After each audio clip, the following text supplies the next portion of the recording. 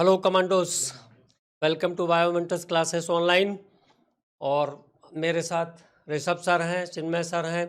हम लोग आज आपसे जो हम लोगों ने पूरे एक साल में परफॉर्मेंस किया है और आपसे हम क्या चाहते हैं उसके बारे में चर्चा करना चाहते हैं हम लोग आपसे। तो पूरा सिलेबस आपका टाइमली और बिल्कुल अरेंज्ड मैनर्स में हम लोगों ने ख़त्म किया है। डीपीएस के साथ और क्लास के साथ भी बहुत सारे क्वेश्चंस किए हैं। लाइव में भी हम लोगों ने काफ़ी कुछ क्वेश्चंस कवर किए हैं, जिससे आपको कोई क्वेश्चंस की ज़्यादा टेंशन ना हो, क्योंकि अधिकांश तो टेंशन क्वेश्चंस की होती है। और प्रीवियस ईयर के भी लगभग सभी एमसीक्यूज़ पिछले 10-15 सालों में जो एमसीक्यूज़ आए हैं उन पे भी हम लोगों ने चर्चा की है, कहीं ना कहीं उन सब पे भी बात की है। तो सिलेबस ख़त्म हो गया, तो सबसे पहले तो एकदम स्वस्थ रहिए और मस्त रहिए, यहाँ के नारे के साथ हम लोग आगे चलेंगे, है ना। एकदम स्वस्थ रहिए और अपना ख्याल रखिए पहले, और उसके बाद देखिए पढ़ाई हम लोग केवल इसलिए कर रहे हैं ताकि हम लाइफ में आगे जाएं। कोई टेंशन किसी चीज़ का लेना नहीं है, क्योंकि टेंशन लेने के लिए तो पढ़ नहीं रहे, और ना ही किसी चीज़ से डीमोटिवेट होना है, और अपने आप को सेल्फ मोटिवेट करके रखना है। क्योंकि जो टारगेट आपने बनाया है वो अपने आप में एक सेल्फ मोटिवेशन ही है। डॉक्टर बनने के लिए आपको पता है कि क्या क्या चीज़ें कैसे कैसे संघर्ष करना है, क्योंकि लगभग 25 लाख लोग एग्ज़ाम में बैठेंगे, और उनमें से गवर्नमेंट सेक्टर की अगर हम बात करें, सरकारी सीटों की बात करें, तो लगभग 57-58 हज़ार गवर्नमेंट सीट्स हैं, बाकी प्राइवेट कॉलेजेस की सीटें हैं। तो मेनली सभी की इच्छा यही रहती है कि गवर्नमेंट सीट में ही उनका सिलेक्शन हो जाए, ताकि बहुत सारे पैसे भी बचाए जा सके। तो इसलिए जो है बिल्कुल खुशी खुशी पढ़ाई करना है, और जब आप बिल्कुल सही तरीके से टारगेट करेंगे, जिस तरीके से आपको पूरे साल भर हम लोगों ने ब्रीफ किया है, तो आपको बहुत आनंद भी आएगा और आप आसानी से सेलेक्ट भी हो जाएंगे। कोई दिक्कत नहीं आएगी, क्योंकि जितनी चीज़ें आपको चाहिए सब बिल्कुल systematically point two point, unit wise, topic wise सब कुछ आपको बताया गया है। अब केवल उस पर काम करने का समय है। तो थ्योरी पढ़ने के साथ साथ आपको ये भी ध्यान रखना है कि ये क्वेश्चंस तो वापस दोबारा लगाने ही हैं, उसके साथ साथ आपको कुछ कुछ नए क्वेश्चंस भी लगाने हैं। फिजिकल केमिस्ट्री के हिस्से में देखें तो वहाँ पे आपको न्यूमेरिकल्स अप्रोच पर ध्यान देना है। जिन जिन यूनिट्स में न्यूमेरिकल है, ऑन एवरेज आप ऐसा बना लीजिए कि 2-2 न्यूमेरिकल आप सभी यूनिट के, मान लीजिए 5 यूनिट हैं आपके न्यूमेरिकल वाले, तो 10 न्यूमेरिकल आपको रोज करना है। जब बात आएगी इनऑर्गेनिक की, तो आपको एनसीईआरटी को नोट्स को रीड करना है, एनसीईआरटी को रीड करना है और कुछ क्वेश्चंस लगाने हैं।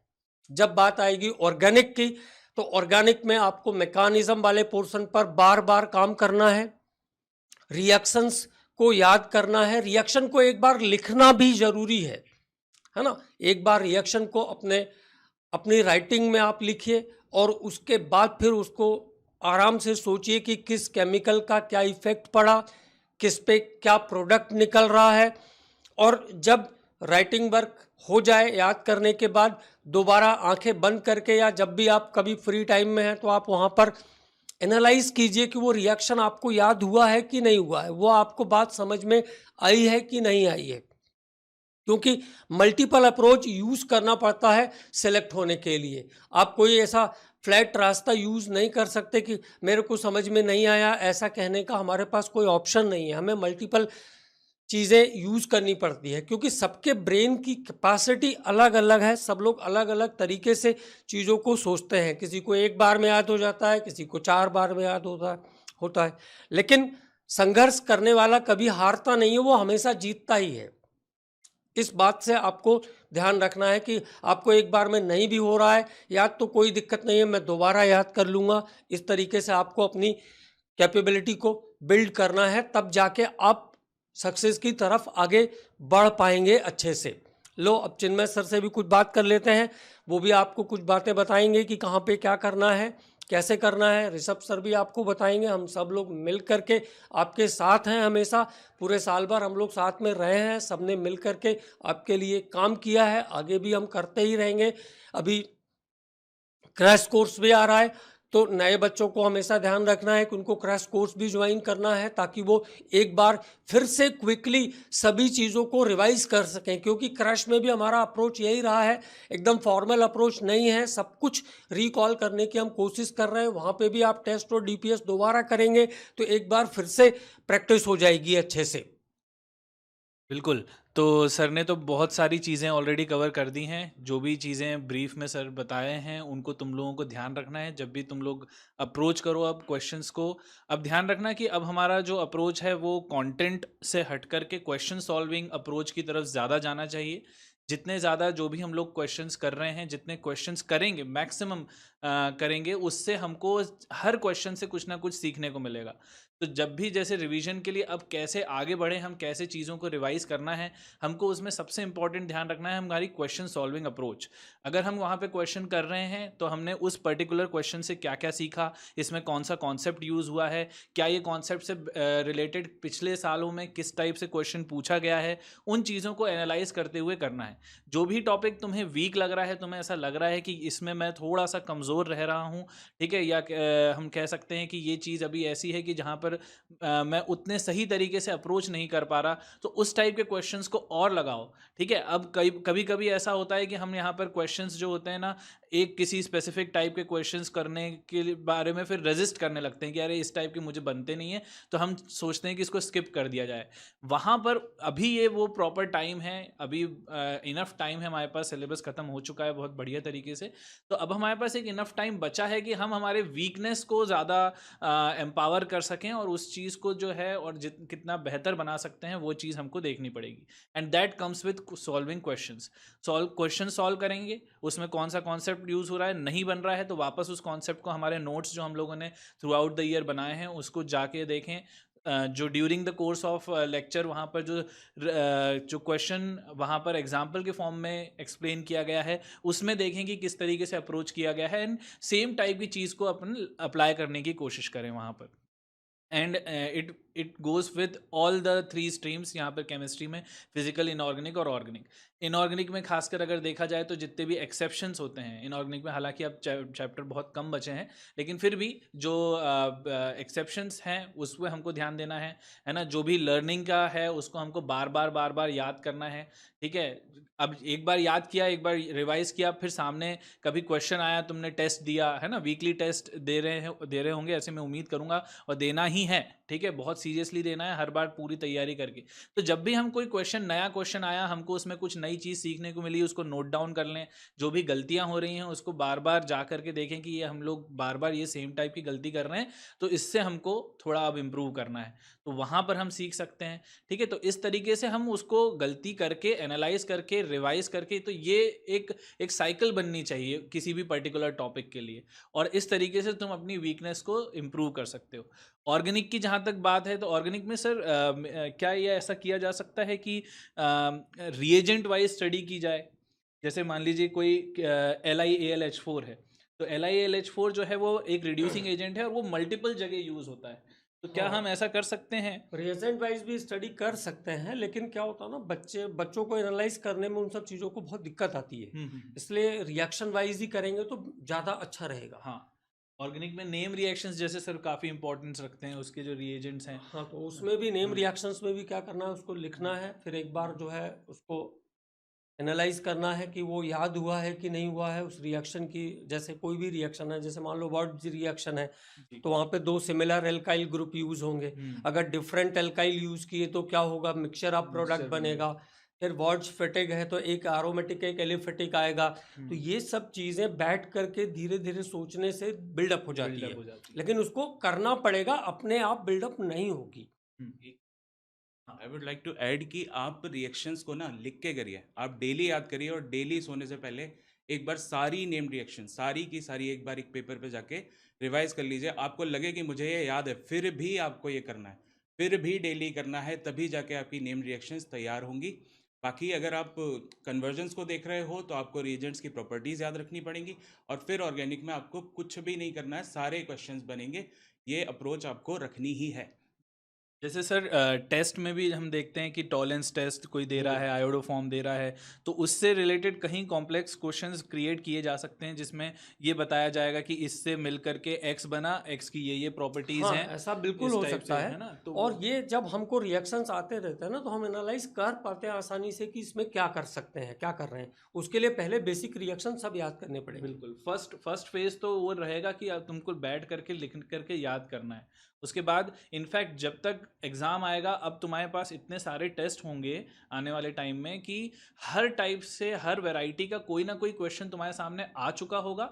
बस प्रॉपरली तुमको उसको एनालाइज करके ये देखना है कि ये जो है, ये वाला कॉन्सेप्ट से क्वेश्चन आया है, और वो कॉन्सेप्ट जो है अब मेरा मतलब ये मैं पहले पढ़ चुका हूँ, मैंने रिवाइज किया है, इसलिए ये अब मैं अप्लाई कर पा रहा हूँ उसको। तो it will give you confidence कि वहाँ से तुमको कॉन्फिडेंस बिल्डअप होगा कि यहाँ से अब मैंने कर लिया है और वो चीज़ हो जाएगी। इस प्रकार हमने अगर देखा जाए तो थ्रू आउट द ईयर भी हम लोगों ने यहाँ पर कोशिश करी है कि लगभग अगर सर सारे डीपीएस लाइव सेशन सबको मैं मिला बोलूँगा दें। कि हमने करीब 5,000 क्वेश्चन के आसपास कर लिया है। डीपीएस को ले लें अगर हम, या टेस्ट पेपर को ले लें, या फिर लाइव को ले लें। और सबसे बड़े बधाई के पात्र आप हैं बच्चे, क्योंकि आप हमारे साथ जुड़े रहे, आपने पेशेंस दिखाया, आपने उसकी तैयारी अच्छे से करी, हमने टेस्ट का लेवल बढ़ाया, आपने अपना लेवल बढ़ाया। तो इससे क्या हुआ कि हमें दिखाई दिया कि आप कोप अप कर रहे हैं। ठीक है, ऑर्गेनिक में एक बात मैं ऐड करना चाहूँगा कि देखिए, हम रिएक्शंस पे बहुत फोकस करते हैं, बट एक बहुत छोटा पोर्शन होता है हर चैप्टर में फिजिकल प्रॉपर्टीज़, और क्वेश्चन वहाँ से आता है। हम रिएक्शंस करते रहते हैं, उस पोर्शन को मिस कर देते हैं। आप फिजिकल प्रॉपर्टीज़ को भी पढ़ के जाइए, वहाँ से क्वेश्चन ज़रूर मिलेगा आपको। उसको मिस नहीं करना है कि आप सिर्फ रिएक्शन यानी प्रिपरेशन, प्रॉपर्टीज़, केमिकल प्रॉपर्टीज पर ही ध्यान देते रहे। फिजिकल प्रॉपर्टीज़ को भी पढ़ के जाना है, इस चीज़ का ध्यान रखना है। यूजेस ऑल्सो, हाँ, यूजेस जो also। आते हैं ना हाँ उसके, हाँ, जो बिल्कुल बिल्कुल। जैसे डीडीटी का यूज हो हाँ गया, हाँ, है ना, या क्लोरोफॉर्म। फिर जैसे एक रहता है कॉमर्शियल, रहता है कॉमर्शियल कंपाउंड्स का एक सेक्शन दे रखा होता है कि उसको कॉमर्शियली प्रिपेयर कैसे कर रहे हैं। ठीक है, तो उसका बड़ा ध्यान रखना है, क्योंकि वहाँ से यूजेस बहुत ज़्यादा आते हैं। ठीक है, सेम आपका, अगर मैं ऑर्गेनिक से हट के जाऊँ, कोऑर्डिनेशन में जाऊँ, तो कोऑर्डिनेशन के बारे में आप थोड़ा सा कॉम्प्लेक्सेस, डिस्कस करिए जितने कॉम्प्लेक्सेस हैं, कि सिस्प्लेटिन का हाँ, क्या यूज है यूजेस ना, की बात, हाँ, हीमोग्लोबिन में डी कौन ब्लॉक सा यूज होगा। एलिमेंट्स का एप्लीकेशन है। और फिर एक सर आता है उसमें पार्ट कि हमें रिएक्शंस डी ब्लॉक की कैसे तैयार करनी है, आप थोड़ा उस पर लाइट डालिए। हाँ, ठीक है। डी ब्लॉक में जो देखिए, अब जहाँ तक बात इनऑर्गेनिक की रिएक्शंस की है, तो उसमें हमको जैसे KMNO4 है, तो हमको KMNO4 की प्रिपरेशन और उसकी प्रॉपर्टीज़, इसको बहुत अच्छे से देखना है। खासकर KMNO4 में अगर देखा जाए तो उसका जो कलर होता है, उसमें एसिडिक मीडियम में कौन सा कलर है, अल्कलाइन मीडियम में कौन सा कलर है, ये चीज़ों को थोड़ा सा बार बार लर्न करके ही याद किया जा सकता है। ऑक्सीडेशन स्टेट जैसे रेडॉक्स रिएक्शन में वैसे तो हम सीख चुके होते हैं, लेकिन KMNO4 एसिडिक मीडियम में कहाँ से कहाँ जा रहा है, वो ऑक्सीडाइजिंग उसकी जो ऑक्सीडेशन स्टेट है कैसे चेंज हो रही है, अल्कलाइन मीडियम में कैसे बिहेव कर रहा है। आयोडीन का खासकर सर एक इम्पॉर्टेंट है कि I2 जो है वो IO3 माइनस में जाता है एक में, और एक में जो है वो I2 में जाता है। तो ये जो है बहुत इंपॉर्टेंट चीज़ें हैं, छोटी छोटी चीज़ें हैं। E0 वैल्यूज़ जो हैं 2+ से 3+ जा रही हैं, है ना, कि कॉपर 2+ में क्यों एग्जिस्ट करता है जबकि उसका D9 कॉन्फ़िगरेशन है। ये सारी चीज़ें जो हैं हम लोगों ने during the course of learning हम लोगों ने सारी चीज़ों पर ध्यान दिया है। इनफैक्ट हर चैप्टर में आपको वो वाला पार्ट मिलेगा जो पीछे के चैप्टर से कनेक्टेड है, उस पर ज़रूर ध्यान रखना है, क्योंकि वहाँ से कॉन्सेप्चुअल क्वेश्चन बहुत ही स्ट्रांग बनता है। हाँ, तो उसको बिल्कुल पकड़ के चलना है। जैसे अभी आपने E0 वैल्यू की बात करी, तो वहाँ इलेक्ट्रो का कॉन्सेप्ट भी अप्लाई हो रहा है। तो दैट इज़ वाई ये वाला पोर्शन बहुत ही इंपॉर्टेंट हो जाता है। ठीक है, और सिमिलरली अगर हम बोलें, मतलब सर काइनेटिक्स और रिएक्शन मैकेनिज्म का कुछ कनेक्शन है ना, आप थोड़ा उसको डिस्कस करें। काइनेटिक्स और न्यूक्लियोफिलिक सब्स्टिट्यूशन जैसे कनेक्टेड रहती है ना, वहाँ हाँ, से जैसे question। रेट ऑफ रिएक्शन है, अब GOC में हम लोग पढ़ते हैं SN1 SN2 मैकेनिज्म है, तो उसमें किस तरीके से stability of carbocation rate determining step होती है, उसमें यूनिमोलिकुलर, बायोमोलिकुलर, ये सब काइनेटिक्स से रिलेटेड है। तो काइनेटिक्स का मतलब रेट ऑफ रिएक्शन किस तरीके से, बायोमोलिकुलर का मतलब क्या है, उसका ऑर्डर क्या है, वो रेट किस तरीके से डिटरमाइन करते हैं, वो सारी चीज़ें जो है ना सब कनेक्टेड है एक दूसरे से। इसलिए कई बार क्या होता है जब हम पढ़ते हैं फर्स्ट टाइम पर, तो केमिस्ट्री हमको उस तरीके से मतलब बहुत ज़्यादा अट्रैक्ट नहीं कर पाती, लेकिन जब हम बात करते हैं पूरा, जब सिलेबस ख़त्म हो जाता है, तब हमको लगता है कि अब चीज़ें बनने लग गई हैं, अब हमें केमिस्ट्री जो है बेहतर लगने लगती है। सर आपका भी यही एक्सपीरियंस रहा होगा? बिल्कुल सही बात है। और हम लोगों ने केमिस्ट्री को बिल्कुल सिस्टमेटिक अप्रोच के साथ पढ़ा है। जैसे बच्चों को समझ में आती है उस तरीके से केमिस्ट्री को क्लासीफाई किया, डिवाइड किया है। रैंडम कुछ भी नहीं गए हैं, बल्कि सीबीएसई को भी एनसीईआरटी के अकॉर्डिंग भी हम लोग नहीं गए हैं। जहाँ से आपको समझ में आए वहाँ से हमने यूनिट्स को स्टार्ट किया है और सभी यूनिट में बहुत ब्रीफ डिस्कशंस किए हैं। तो कोई भी प्रॉब्लम नहीं है, बस आपको अपने रिवीजन पर और क्वेश्चंस सॉल्विंग पर ध्यान देना है। रिवीजन करना है, क्वेश्चन सॉल्व करना है और टेस्ट कोई भी नहीं छोड़ना है। कई बार हमको ऐसा लगता है कि टेस्ट देने से क्या होगा, लेकिन टेस्ट ही सब कुछ है अगर मैं ऐसा कहूँ तो भी कोई अतिशयोक्ति नहीं है। टेस्ट देना बहुत ज़रूरी है, उससे आप सीख पाते हैं कि किस चीज़ को कहाँ से कहाँ ट्विस्ट किया जा रहा है। तो ट्विस्टिंग ऑफ क्वेश्चन जो होता है वो आपका टेस्ट से ही कंप्लीट होगा। तो टेस्ट दीजिए, जितने भी जहाँ पे जिस यूनिट को याद करना है उसको याद कीजिए। कोशिश करिए कि 3 से 4 दिन में एक बार रिकॉल हो जाए सभी चीज़ें, पूरी केमिस्ट्री। बहुत कम चैप्टर बचे हैं, 20 चैप्टर बचे हैं, तो आप आसानी से रिकॉल कर सकते हैं और आपको बहुत अच्छा लगेगा जब आप पूरे 45 क्वेश्चंस सही कर पाएंगे। और प्रीवियस ईयर में ऐसा हमेशा हुआ है कि 15-20 लोगों ने 180 आउट ऑफ 180 केमिस्ट्री में लाया है, तो आप भी आराम से ला सकते हैं 180 आउट ऑफ 180। बस अप्रोच को सही रखना है, डीमोरलाइज नहीं होना है किसी भी चीज़ से। जो चीज़ नहीं बन रही है उस पर 10-20 मिनट खर्च करके उसके लिए काम कर लीजिए आप। और सेलेक्टेड चीज़ें हैं, कहाँ से क्वेश्चन आएगा, बॉन्ड ऑर्डर से क्वेश्चन आएगा, ज्योमेट्री से क्वेश्चन आएगा, कॉम्प्लेक्स में भी ज्योमेट्री से क्वेश्चन आएगा, आइसोमेरिज्म से क्वेश्चन आएगा, ऑर्गेनिक के रिएक्शंस आएंगे, इनऑर्गेनिक में बेसिकली जो है कॉन्सेप्ट बेसिस पे ही क्वेश्चन रहेगा। जैसा सर ने कैमोनोफोर के बारे में कहा, तो कैमोनोफोर एसिडिक मीडियम में 5 इलेक्ट्रॉन एक्सचेंज करता है। जब वो न्यूट्रल या वीक अल्कलाइन में होगा तो 3 इलेक्ट्रॉन का एक्सचेंज करेगा। वो मतलब उस पर हम उसके मॉलिकुलर वेट को 3 से डिवाइड करते हैं। स्ट्रॉन्ग अल्कलाइन मीडियम में होगा तो 1 से डिवाइड करेंगे। तो इन सब चीज़ों को जब हम बार बार याद करते रहते हैं, सब अपने आप याद रहती है चीज़ें। ऐसा थोड़ी है कि सब कुछ वॉश आउट हो जाएगा, ऐसा कुछ नहीं होता है। लेकिन हमको ऐसा लगता है कि भूल रही हैं चीज़ें। लेकिन केमिस्ट्री एक ऐसा सब्जेक्ट है जहां आप 180 आउट ऑफ 180 लेके जा सकते हो। और जो ट्रेंड चल रहा है, जिस हिसाब से हाई कट ऑफ जा रहा है, उस हिसाब से आपको ये अप्रोच रखनी पड़ेगी कि आप आराम से 650 के ऊपर जाएं, क्योंकि सेफ आप तभी हैं। क्या होगा स्टेट वाइज ये कुछ नहीं कह सकते शुरू से, लेकिन 650 से एवब का टारगेट आपको लेके चलना पड़ेगा, तभी आप एकदम सेफ जोन में हैं। ऋषभ सर आप भी बताइए कुछ। सर मैं इसमें एक चीज़ ऐड करना चाहूँगा कि हम टेस्ट को हमेशा एक गलती करके छोड़ देते हैं कि यार मेरी तैयारी नहीं है, मेरी तैयारी नहीं है तो मैं ये टेस्ट दे नहीं रहा हूँ।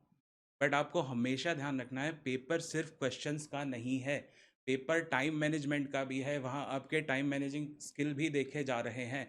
तो हर टेस्ट को दीजिए और आप देखेंगे कि आपने अगर कोई चीज़ 4 महीने पहले भी पढ़ी है ना, वो भी आपको क्लिक करेगी, वो भी आपको क्लिक करेगी। तो इसलिए आपको करना क्या है कि हर टेस्ट पेपर में बैठना है। टेस्ट का लेवल कुछ भी हो आपको वो देना है, तैयारी कुछ भी हो आपको वो देना ही है।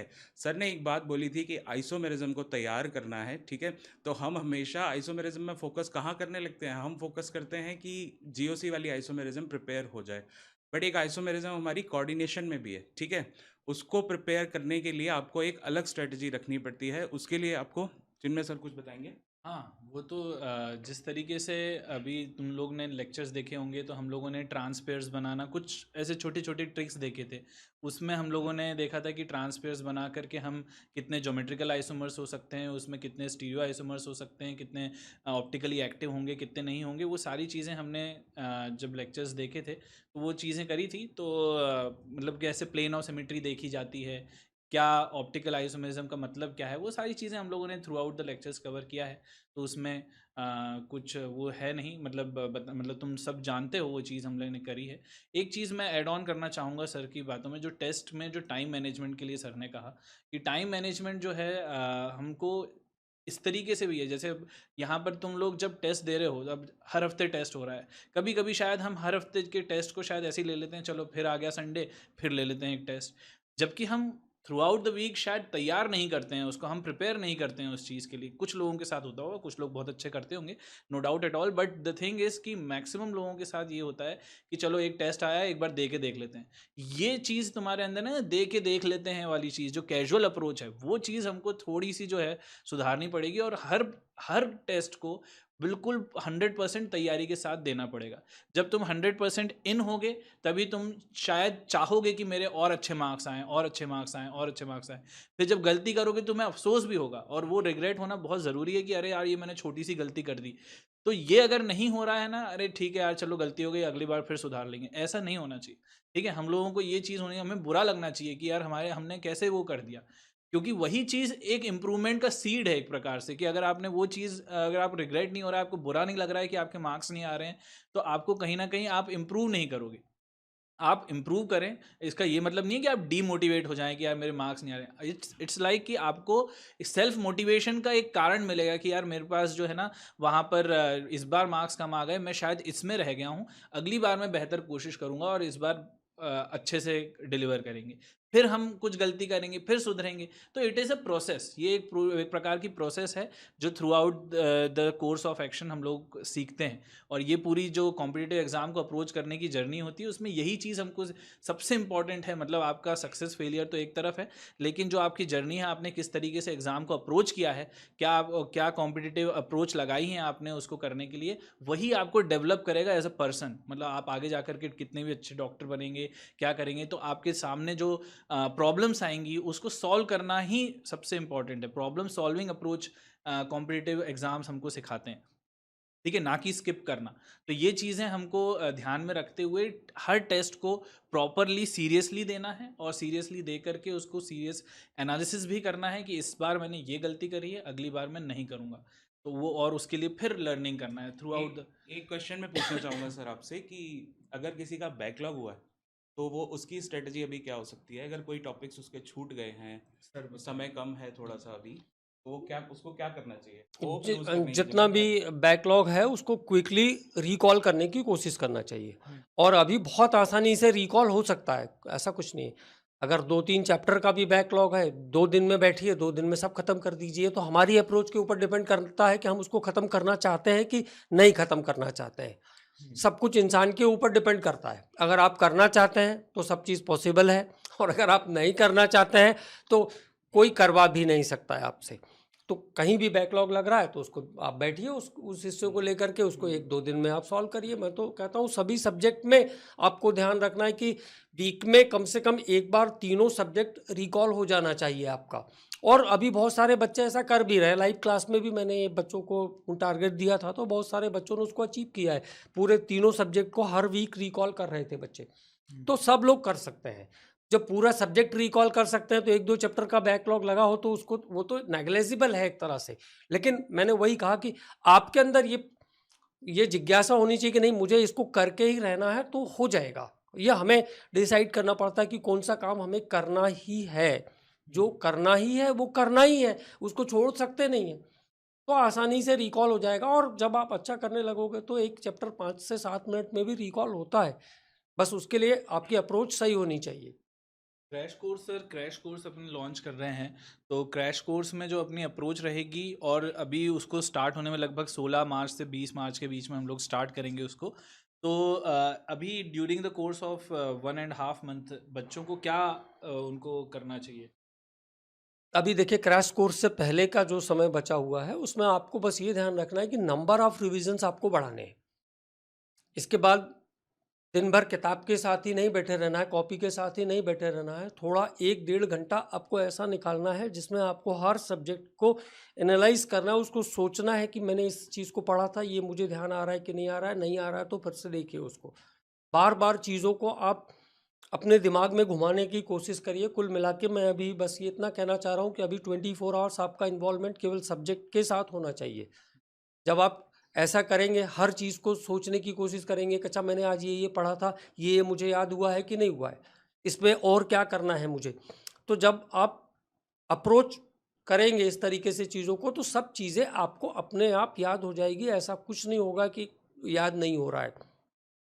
ये है मुद्दा। तो उसके हिसाब से आप प्रिपेयर कीजिए। 1 महीने में आप अभी बार बार रिवाइज करिए। और क्रैश के समय भी आपको ध्यान रखना है कि कोई भी क्वेश्चन गलत ना हो। अगर आप इस लेवल तक पहुंच गए तो समझ लीजिए कि सब कुछ सही दिशा में चल रहा है, सब डन हो जाएगा अपने आप। सर एक चीज़ और है कि जैसे अभी जो सिलेबस चेंज हुआ है उसका पेपर के लेवल पर क्या चेंज हमको ऑब्जर्व करने को मिलेगा, और पर वेटेज वाइज क्या इनऑर्गेनिक का, जैसे हम देख रहे हैं कि ब्लॉक केमिस्ट्री नहीं है अब, तो क्या हम ये उम्मीद कर सकते हैं कि ऑर्गेनिक और फिजिकल ज़्यादा आएगी, या इनऑर्गेनिक में ही जो चैप्टर्स बचे हुए हैं जैसे बॉन्डिंग बचा हुआ है वो और बेहतर होगा? हाँ, एटॉमिक स्ट्रक्चर। नहीं, देखिए इस बार अभी जो है ना जितने चैप्टर्स हटाए हैं तो क्वेश्चंस तो सेम है, क्वेश्चन तो 45 ही आपको करने हैं। तो बाकी के जो चैप्टर्स थे जैसे केमिकल इक्विलिब्रियम था, थर्मोडायनामिक्स था, ये सब एक एक क्वेश्चन पर पहुंच गया था प्रीवियस ईयर्स में, लेकिन उसका वेटेज बढ़ेगा इस बार। और इनऑर्गेनिक बहुत कम है, तो अब ऐसा तो है नहीं कि उसके 20 क्वेश्चन के आसपास निकलेंगे, ऐसा नहीं है। 12-13 क्वेश्चन तक इनऑर्गेनिक को रहना चाहिए, 12 क्वेश्चन के आसपास रहेगा इनऑर्गेनिक। जो भी यूनिट है वो उसमें क्वेश्चन जैसे केमिकल बॉन्डिंग है तो बॉन्डिंग बड़ा इंपॉर्टेंट यूनिट पहले से भी है। बॉन्डिंग के क्वेश्चंस तो पहले ही 4-5 होते थे, 1-2 और भी बढ़ सकते हैं, 6-7 तक क्वेश्चन जा सकता है बॉन्डिंग से। लेकिन जो चैप्टर एकदम नेग्लेजिबल हो गए थे उनमें से नंबर ऑफ क्वेश्चंस इस बार बढ़ेंगे, तो उनको बहुत सिंसियरिटी के साथ अप्रोच करना है। मतलब आप जितना भी आपके पास है, जो भी 20 यूनिट्स आपके पास हैं, वो सब कुछ जितने टॉपिक हैं, जितने जगह से क्वेश्चंस बन सकते हैं, वो सब अब आपको बहुत अच्छे से लर्न होना चाहिए। उसको आप छोड़ नहीं सकते कि ये चीज़ मुझे नहीं बन रही तो इसको मैं छोड़ दूं, ऐसा ऑप्शन आपके पास नहीं है, क्योंकि अब सिलेबस ऑलरेडी केमिस्ट्री में बहुत कम हो चुका है। सर और जहाँ तक बात टॉप उसकी है, अगर चैप्टर वाइज देखा जाए तो चैप्टर वाइज जो हमारे जो बेसिक 5 चैप्टर्स होते हैं शुरुआत के, उसमें जैसे बॉन्डिंग हो गया या सम बेसिक कॉन्सेप्ट हुआ, स्ट्रक्चर ऑफ एटम हुआ, तो इनसे क्या क्वेश्चंस मतलब ज़्यादा डेप्थ में पूछे जाएंगे या स्ट्रेट फॉरवर्ड रहेगा? मतलब अब क्या जो डिफ़िकल्टी लेवल है फर्क नहीं पड़ेगा, क्योंकि अगर आपने पढ़ा है तो डिफिकल्ट कुछ होता नहीं है, लेकिन अगर आपने नहीं पढ़ा है तो सब कुछ डिफिकल्ट है। जब आप चैप्टर्स को पढ़ते हैं तो क्या करेंगे, उसको मैच द कॉलम में ले जाएंगे या वन वर्ड आंसर में ले जाएंगे, ट्रू फॉल्स में ले जाएंगे, इस तरीके की चीज़ों से अप्रोच कर सकते हैं। लेकिन जब हमने सब चीज़ें पढ़ के रखा है तो कुछ भी टफ नहीं होता है। लेकिन जब आप पढ़ोगे ही नहीं तो सब चीज़ें आपके लिए टफ है ही। तो क्वेश्चन का कोई डिफ़िकल्टी लेवल नहीं होता, बस ये होता है कि आपने कितना पढ़ा है। अगर आपने सब चीज़ें पढ़ रखा है तो आपको सब चीज़ के बारे में नॉलेज है, चाहे उसको मैच द कॉलम में ले जाएं, चाहे उसको असेसन रीजन में ले जाएं, चाहे उसको किसी भी फॉर्मेट में पूछें। केवल फॉर्मेट बदल सकते हैं, टफ और इजी कुछ होता ही नहीं है। टफ का डेप्थ का कोई मतलब ही नहीं है। डेप्थ में क्या है, जैसे मान लो ऑर्गेनिक में तो क्या बहुत करेंगे, किसी 4 रिएक्शन को मिला के उसका एक कन्वर्जन बना लेंगे, इतना ही कर सकते हैं। बाकी कुछ ऐसा कुछ नहीं होगा कि बहुत टफ टफ तो मेरे ख्याल से तो टफ नाम का कोई चीज़ नहीं होता। अगर आपने पढ़ा है तो कुछ भी टफ नहीं है, और अगर आपने नहीं पढ़ा है तो सब कुछ बहुत टफ है। और सर अगर चैप्टर वाइज हम ये बात करें कि टॉपिक्स जो इम्पोर्टेंस है उसमें, जैसे हम सब फर्स्ट चैप्टर जैसे सम बेसिक कॉन्सेप्ट से स्टार्ट करें, तो उसमें आपके हिसाब से कौन से इम्पोर्टेंट चैप्टर टॉपिक्स? देखो, सम बेसिक कॉन्सेप्ट में सारा न्यूमेरिकल अप्रोच है। सभी पूरे क्वेश्चंस या जो लॉज भी हैं चारों, वो भी न्यूमेरिकल अप्रोच पे ही हैं। तो आपको अपनी न्यूमेरिकल्स की जो एबिलिटी है वो बढ़ाना है। खास तौर से जैसे लिमिटिंग फैक्टर है या इम्प्रिकल फार्मूला है, मोलिकुलर फार्मूला है, वहाँ से क्वेश्चंस मिलने के चांसेस रहते हैं और हमेशा आते ही आते हैं। इसके बाद आपका मोल फ्रैक्शन है, नॉर्मेलिटी है, मोलारिटी है, मोलालिटी है, यहाँ से क्वेश्चंस हैं। परसेंटेज, किसी कंपाउंड में किसी एलिमेंट का परसेंटेज कैसे निकालते हैं, क्योंकि हमने सब चीज़ों को एकदम एक्यूरेटली करवाया है। क्वेश्चन चेंज हो सकता है, 5% की जगह 20% आंसर आ सकता है, लेकिन जो अप्रोच है, जो फॉर्मूले हैं, वो सब जगह सेम है, उसमें कोई चेंज नहीं आ सकता है। लेकिन अब लिमिटिंग रिएजेंट का जैसे कोई क्वेश्चन है तो आपको पता होना चाहिए कि जो जो शॉर्ट करेगा, जिसका अमाउंट बैलेंसिंग से कम होगा, वो लिमिटिंग रिएजेंट होगा। मोल फ्रैक्शन कैसे निकालते हैं, उसका एक्यूरेट फॉर्मूला है। अगर एक्वस सॉल्यूशन है तो वहाँ पे आपको ध्यान रखना है कि Na का वैल्यू 55.55 होगा। तो जहाँ पे जो चीज़ ध्यान रखना है, जो याद रखना है, वो तो याद रखना ही पड़ेगा ना। और मैंने जैसा कहा कि जो न्यूमेरिकल वाले चैप्टर हैं उनमें से अगर आप 2-2 क्वेश्चन भी रोज लगाते हैं, 2 क्वेश्चन आज लगाइए, अगले 2 क्वेश्चन कल लगाइए, तो आपको हमेशा ये रहेगा, रिफ्रेश रहेगा कि हाँ मैं कर रहा हूँ, इस ये चीज़ मुझे बनती है, ये चीज़ मुझे बन जाएगी। और एनसीईआरटी के इंटेक्स में जो क्वेश्चन है, अंदर वाले चैप्टर्स में जो क्वेश्चन है उनको भी लगाइए, बार बार लगाइए, यहाँ तक इतनी बार लगाइए कि उसका आंसर भी आपको याद हो कि इसका ये वाला आंसर आया था, ये क्वेश्चन आएगा तो इसका ये आंसर है। क्योंकि देखिए कॉम्पिटेटिव एग्जाम में जाने के लिए आपको हर चीज़ का ध्यान रखना पड़ेगा। आप ऐसा नहीं कह सकते हो कि ये चीज़ मुझे नहीं हो रहा है, ये चीज़ मुझसे नहीं होगा। सब कुछ आपको करना है, तब जाके आप 25 लाख से 50,000 में आने के योग्य हैं। और भाई चीज़ें किसको मिलनी चाहिए? जो योग्य है उसी को मिलनी चाहिए ना। अयोग्य व्यक्ति को तो कोई भी चीज़ आप दे नहीं सकते ना। तो आप जब 24.5 लाख लोगों को लीड करके आगे आने की कैपेबिलिटी रखते हैं, तभी आपको चीज़ें मिलेगी, तभी आप उसको डिजर्व करते हैं। तो ये है। और ऋषभ सर, आपको कुछ मैं बस इनपुट्स इतना देना है? इतना ऐड करना चाहूँगा, अगर आपने डीपीएस टेस्ट ईमानदारी से करे हैं तो आपके लिए डिफ़िकल्टी जैसा कोई शब्द है नहीं। और अगर सिलेबस कंप्लीट हो गया है तो इसका मतलब ये नहीं है कि लड़ाई ख़त्म हो गई है। अभी एग्ज़ाम दूर है, तैयारी हमें कंटिन्यू रखनी है, रिविजन्स करने हैं, टेस्ट पेपर्स देने हैं ईमानदारी से, और अपने आप को बेटर करते जाना है। बिल्कुल सर। इस बार अपन ने एक जब हम बना रहे थे, डीपीएस बना रहे थे या टेस्ट बना रहे थे, तो हम लोगों ने हमेशा ये कोशिश करी है बच्चों को कि लेवल थोड़ा सा इंक्रीज किया जाए। तो उसमें मामले में आपका क्या कहना है? हर एक टेस्ट पेपर में इस तरीके से रखा कि शुरुआत करी मॉडरेट क्वेश्चन से और उससे फिर ऊपर ही लेवल गया है। आप मानिए कि आपने जो टेस्ट पेपर लगाए हैं ये one of the best level के हैं आपके लिए। अब इससे ऊपर कुछ नहीं आना है। आप थोरोली उसको रिवाइज करिए, अगर आपने नहीं किया है अभी भी आप कर लीजिए उसको। ऐसा कुछ भी नहीं होगा कि इसमें से कोई क्वेश्चन नहीं आ रहा है, सारे क्वेश्चन आपके बनेंगे, जितने भी आने हैं 45 आउट ऑफ 45 आप सही कर पाओगे। सारे टॉपिक्स कवर करते हुए क्वेश्चंस रखे हैं हमने। इवन आपके लाइव के क्वेश्चन, आप वापस जाइए लाइव लेक्चर्स को देखिए, उनको भी इस तरीके से डिज़ाइन किया गया कि पूरा का पूरा चैप्टर कवर करते हुए एक भी सिंगल टॉपिक ना छूटे। ठीक है। बिल्कुल। तो ये मेरे ख्याल से यही चीज़ बता रहा है कि बायोमेंटर्स जो जिस तरीके से वर्क कर रहा है, वर्क एनवायरनमेंट यहाँ पर है, उस तरीके से तुम यहाँ पर भरोसा बिल्कुल आंख बंद करके कर सकते हो यहाँ पर, कि जैसे भी हम लोग यहाँ पर तुम तक जो भी चीज़ डिलीवर हो रही है वो एकदम ट्रस्टवर्दी है, उसका लेवल वाइज और क्या बोलते हैं जो क्वालिटी ऑफ क्वेश्चन है उसमें कोई कॉम्प्रोमाइज़ है ही नहीं। हाँ, ये ज़रूर है कि कभी कभी क्वेश्चंस को थोड़ा सा हॉट्स की तरफ ले जाया जाता है, हायर ऑर्डर थिंकिंग स्किल की तरफ हम लोग लेकर के जाते हैं। और उसका कारण यही होता है कि उसमें एक ही क्वेश्चन में हमारी कोशिश ये रहती है कि मल्टीपल कॉन्सेप्ट्स कवर हों, ताकि तुम्हारी थॉट प्रोसेस जो है उस तरीके से जनरेट हो सके। And it is very important for any kind of competitive exam. तो ये चीज़ तुमको बहुत अच्छे से ध्यान रखनी है। और आगे भी जो तुम्हें टेस्ट मिलने वाले हैं, जो भी क्वेश्चंस होने वाले हैं, उसमें तुम्हें बिल्कुल ईमानदारी से अपना पूरा देना है। कभी कुछ ऐसी चीज़ मिल जाए कि यार ये चीज़ तो नई दिख रही है मुझे, ये पहली बार देख रहा हूँ, तो उसको नोट डाउन कर लो अगर यहाँ पर तुम्हें ऐसा कुछ भी लग रहा है तो।